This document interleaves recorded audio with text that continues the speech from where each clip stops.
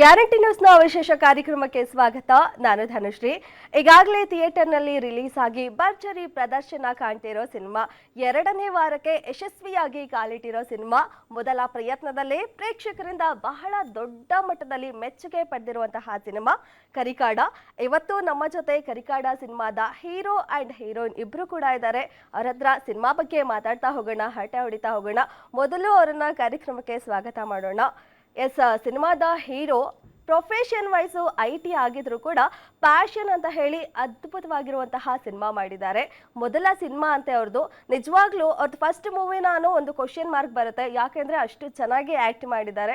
So ನಮ್ಮ ಜೊತೆ ಇದ್ದಾರೆ ಕರಿಕಾಡ ಸಿನಿಮಾದ ಹೀರೋ ಆಗಿರೋರು. ಸೊ ಕಾಡಾ ನಟರಾಜ್ ಅವರು, ಅವ್ರನ್ನ ಕಾರ್ಯಕ್ರಮಕ್ಕೆ ಸ್ವಾಗತ ಮಾಡೋಣ. ಸರ್ ನಮಸ್ತೆ, ಕಾರ್ಯಕ್ರಮಕ್ಕೆ ಸ್ವಾಗತ. ಎಸ್, ಜೊತೆಗೆ ಸಿನಿಮಾದ ಹೀರೋಯಿನ್ ಫುಲ್ ಗ್ಲಾಮರಸ್ ಆಗಿದ್ದಾರೆ, ಬಟ್ ಸಿನಿಮಾದಲ್ಲಿ ಮಾತ್ರ ಸ್ವಲ್ಪ ಡಿ ಗ್ಲಾಮರ್ ಲುಕ್, ಹಳ್ಳಿ ಹುಡುಗಿ ತರ ಕಾಣ್ತಾರೆ. ಸೊ ಅವರನ್ನು ಕಾರ್ಯಕ್ರಮಕ್ಕೆ ಸ್ವಾಗತ ಮಾಡೋಣ. ನಿರೀಕ್ಷಾ ಶೆಟ್ಟಿ ಅವರು, ಮೇಡಮ್ ನಮಸ್ತೆ, ಕಾರ್ಯಕ್ರಮಕ್ಕೆ ಸ್ವಾಗತ. ಎಸ್, ಮೊದಲನೇದಾಗಿ ಹೇಗಿದ್ದೀರಾ ಇಬ್ರು? ಜೋಶ್ ಹೇಗಿದೆ? ಎಕ್ಸೈಟ್ಮೆಂಟ್ ಹೇಗಿದೆ? ತುಂಬಾ ಚೆನ್ನಾಗಿದೆ. ಆಕ್ಚುಲಿ ಫಸ್ಟ್ ವೀಕ್ ಆಯ್ತು ಆ್ಯಂಡ್ ಆಡಿಯನ್ಸ್ ರೆಸ್ಪಾನ್ಸ್ ನೋಡಿ ಇನ್ನೂ ಜೋಶ್ ಬಂದಿದೆ ನಮಗೆ. ಸೆಕೆಂಡ್ ವೀಕಲ್ಲೂ ನಾವು ಕಾಲಿಡ್ತಾ ಇದ್ದೀವಿ. 70 to 80% ನಮ್ಮದು ಫೀಲಿಂಗ್ಸ್ ಇದೆ ಥಿಯೇಟರಲ್ಲಿ, which is a very good thing. So ಜೋಶ್ ಇರೋದಕ್ಕಿಂತ ಒಂದು ದುಪ್ಪಟ್ಟಾಗಿದೆ. ಎಸ್, ಸೈಲೆಂಟಾ ಸರ್ ನೀವು? ಮಾತಾಡೋದು ಕಡಿಮೆನಾ? ಸ್ವಲ್ಪ ಕಡಿಮೆನೆ, ತುಂಬಾ ಕಡಿಮೆ. ಬಟ್ ಇವತ್ತು ಜಾಸ್ತಿ ಮಾತಾಡೋಣ.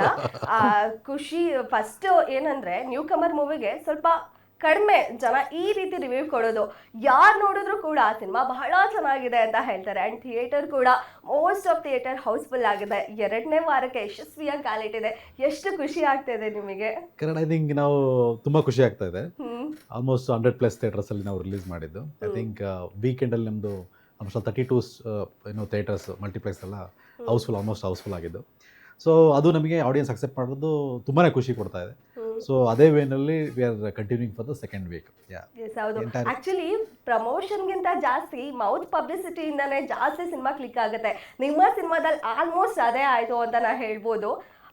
ಎಷ್ಟು ಜನ ಸಿನಿಮಾ ಚೆನ್ನಾಗಿದೆ, ಹೋಗಿ ನೋಡಿ ಅನ್ನೋದು ಹೇಳ್ತಾರೆ. ಆ ರೀತಿಯಿಂದ ಸೊ ಸಿನಿಮಾ ಇಷ್ಟ ಯಶಸ್ವಿ ಆಗಿದೆ. ಆ್ಯಂಡ್ ನಾನು ಹೇಳಿದೆ ಮೊದಲನೇದಾಗಿ ನಿಮ್ದು ಫಸ್ಟ್ ಸಿನಿಮಾ ಅಂತ. ನಿಜವಾಗ್ಲೂ ಫಸ್ಟ್ ಮೂವಿನಾ? ಅಫ್ಕೋರ್ಸ್ ನಾನು ಡಾಕ್ಯುಮೆಂಟ್ರಿ ಟೈಪ್ ಎಲ್ಲ ಮಾಡಿದ್ದೀವಿ. ಸೊ ಕಮರ್ಷಿಯಲಿ ನೋಡಿದಾಗ this is my first movie. So ಹೇಗೆಂದರೆ ಈಗ ನಮ್ಮದು ಕಬ್ಬಿನ ಜಲೆ ಅಂತ ಒಂದು ಸಾಂಗ್ ಇರ್ಬೋದು, ಆಮೇಲೆ ಕಮರ್ಷಿಯಲ್ ಎಲಿಮೆಂಟ್ ಇರ್ತಕ್ಕಂಥ ನಮ್ಮದು ರತ್ನಿ ಸಾಂಗ್ ವಿಚ್ ಇಸ್ ವೈರಲ್ ಆಗಿರ್ತಕ್ಕಂಥ ಸಾಂಗ್ ಇರ್ಬೋದು. ಸೊ ಆ ಥರದ್ದು ಕಾನ್ಸೆಪ್ಟ್ ಎಲ್ಲ ಇರಲಿಲ್ಲ. ಸೊ ಎಲ್ಲ ಕಮರ್ಷಿಯಲ್ ಎಲಿಮೆಂಟ್ ಇಟ್ಕೊಂಡು ಮಾಡಿ ಆಡಿಯನ್ಸ್ನ ತುಂಬಾ ಎಂಟರ್ಟೈನ್ ಮಾಡಬೇಕನ್ನೋ ದೃಷ್ಟಿಯಿಂದ ಮಾಡಿರೋಂಥ movie. I think RR element ಒಂದು ಬಿಟ್ಟರೆ ಐ ಥಿಂಕ್ ಎಲ್ಲ ಎಲಿಮೆಂಟ್ಸ್ ಕೂಡ ನಮ್ಮ ಮೂವಿಲಿ ಆಡಿಯನ್ಸಿಗೆ ಕರೆಕ್ಟಾಗಿ ಸಿಗುತ್ತೆ. ಎಮೋಷನ್ಸ್ ಇರ್ಬೋದು, ಸೊ ಅದೆಲ್ಲ ಕಂಟೆಂಟ್ಗಳು ಸಿಗ್ತಾವೆ. ಓಕೆ, ಗ್ಲಾಮರ್ ಡಾಲು ಸ್ವಲ್ಪ ಹಳ್ಳಿ ಹುಡುಗಿ ಶೇಡಲ್ಲಿ ಇದೆ, ಫುಲ್ಲು ಜೋರು ಬಜಾರಿ ಲುಕ್ ಇದೆ. ನಾನು ಟ್ರೇಲರ್ ನೋಡಿದಾಗ ಗೊತ್ತಾಗಿದ್ದು.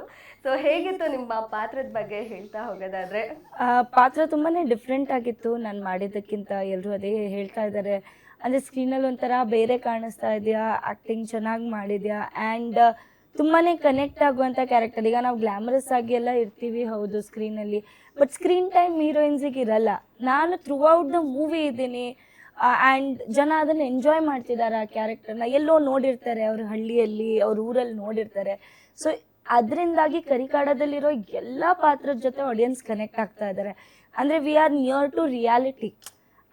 ಅದರಿಂದಾಗಿ ಸ್ವಲ್ಪ ಕನೆಕ್ಟ್ ಆಗ್ತದೆ. ಓ, ನಮ್ಮೂರಲ್ಲೂ ಒಬ್ರು ಹಿಂಗಿದ್ರಲ್ಲ ಸೊ ಡಿ ಗ್ಲಾಮರ್ ಅಂತ ಸ್ವಲ್ಪ ಕಷ್ಟ ಆಯಿತು. ಯಾಕಂದರೆ ವೆಂಕಿ ಸರ್ ನನ್ನ ಹಿಂದೆ ಬಿದ್ದಿದ್ರು, ಇಲ್ಲ ಮ್ಯಾಮ್ ನೀವು ಬೆಳಗಿದ್ರೆ. ಸರ್ ನಾನು ಎಲ್ಲಿ ಬೆಳಗಿದ್ದೆ? ಇಲ್ಲ ಇನ್ನು ನೀವು ಇದು ನಾನು ಹಿಂಗೆ ತೆಗಿರಿ, ಬಿಸಿಲಲ್ಲಿ ನಿಂತ್ಕೊಳ್ಳಿ ಅಂತ. Use sunscreen on set. So full ಅದ್ರಲ್ಲಿ ಟ್ಯಾನ್ ಆಗಿದ್ದೀನಿ ಒಂದು. ಆ್ಯಂಡ್ ಮೇಕಪ್ ಹಚ್ಚಿದ್ರು, ಸ್ವಲ್ಪ ಡಾರ್ಕ್ ಮಾಡಿದ್ರು, ಇದು ಸಾಕಾಗಿಲ್ಲ, ಬೇಡ ಬಿಡಿ ಮೇಕಪ್ ತೆಗೆ. ಆಲ್ಮೋಸ್ಟ್ ನೀವು ನೋಡಿದ್ರೆ ಐ ಆಮ್ ಒಂದು 80-90% I am without makeup only, normal ಲುಕ್ಕಲ್ಲಿ ಇದ್ದೀನಿ. So it got that realistic touch to the ಸಮ್ಮರಲ್ಲಿ ಶೂಟ್ ಮಾಡಿದಲ್ವಾ. ಸೊ ಇಮಿಡಿಯೇಟ್ ಒಂದು 2 hours ನಿಂತ್ಕೊಂಡ್ರೆ ಟ್ಯಾನ್ ಆಗ್ಬಿಡುತ್ತೆ. ಆ್ಯಂಡ್ ಗದ್ದೆಯಲ್ಲಿ ಶೂಟ್ ಮಾಡ್ತಾ ಇದ್ದೀವಿ, ಗದ್ದೆಲೆಲ್ಲ ಓಪನ್ನು. ಬರೇ ಒಂದು ಹಟ್ಟಿತ್ತು, ಆ ಹಟ್ಟಲ್ಲಿ ಸನ್ ಎಷ್ಟು ಅಂತ ಪ್ರೊಟೆಕ್ಟ್ ಮಾಡಿದ್ದೆ. ಸೊ ಮುಗಿಯೋಷ್ಟರಲ್ಲಿ ನಾನು ಅನ್ರೆಕಗ್ನೈಸಬಲ್ ಆಗೋಗಿದ್ದೆ. ಅದಕ್ಕೆ ಆ ರಿಯಾಲಿಟಿ ಇರೋದಕ್ಕಿಂತ ಜನ ಅಕ್ಸೆಪ್ಟ್ ಮಾಡ್ತಿರೋದು.